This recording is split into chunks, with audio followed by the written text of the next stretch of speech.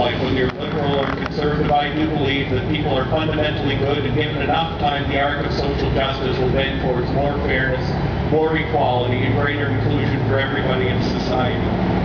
Sometimes it's easy to be cynical about politics. Sometimes it's easy to pretend that this is only the story of politicians. But you know, sometimes we're so busy bending that arc of social justice we don't stop to remember just how far it's bent in our lifetimes. Our grandfathers grew up in a world where if you wanted a hospital in your community, you just hoped the church could raise enough money to build it. And where it was still possible for an elected parliament to pass a law interning those of a different heritage than themselves. Our fathers and mothers grew up in an era before Medicare, when Canadians still went without health coverage, and when somebody could be fired because of who they chose to love or the religion they chose to follow. Sometimes we forget just how far we've come, but when we do that, we forget the wonderful human potential of politics to take us even farther.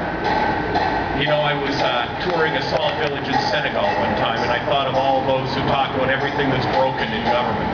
The Minister of Education in Senegal proudly put us on a bus, and we drove an hour and a half through the rough countryside of Senegal, and he proudly showed us in a tiny village called Popenguine, a little one-room schoolhouse they had just built and opened. This was an achievement he was proud of. Outside there was a tiny amphitheater with a 27-inch TV, the kinds of which many New Brunswickers have at least two, or their kids say they don't have it very easy. The town was proud of that, and as I congratulated him on it, he turned to me inside and said, "Yeah, that's one town down. I have 418 left without schools." And I thought about when I became Minister of Education, a whole bunch of things happened on the first day that I didn't even have to think about.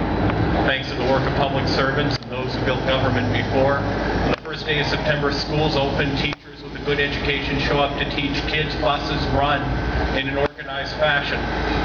And it all happens because people built that. And you don't realize how vital the role of the public sector is until you see those who have to go through that building process alone.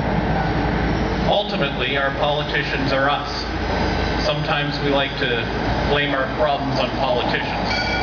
But you know, when we ask if politicians, if our policies could be more generous, they can only be as generous as we are with our tax dollars for others. If we demand that our politicians be more decisive, they can only be as decisive as we are united as a people. If we ask why our politicians aren't more visionary, even the greatest politician can stand no higher than on the shoulder of those in society today and the ideas we've generated. I have to tell you, I've worked with marvelous men and women of all political parties. I still do. When I look at my colleagues in the Legislative Assembly, I don't see a single one of them who I don't believe showed up walking the steps on their first day in office, wanting to bend that arc a little further. As the Premier tasked me with working on the poverty file, I think often my hero, Bobby Kennedy. He used to go off the campaign trail and bring people to the poorest parts of town and First Nations who didn't have running water because he wanted to show people the face of poverty. If somebody asked him who was allowing people to live in abject poverty or who was responsible for the Vietnam War, he would look at them and say, "You are." Because our government is no more than the collective will. And if you want to change the consensus government represents, remember that we first have to change ourselves. Those, I think, are profoundly important lessons, and that's why ultimately our politics are our own story. Compte on Brigade, no Premier Ministre. I hope all schools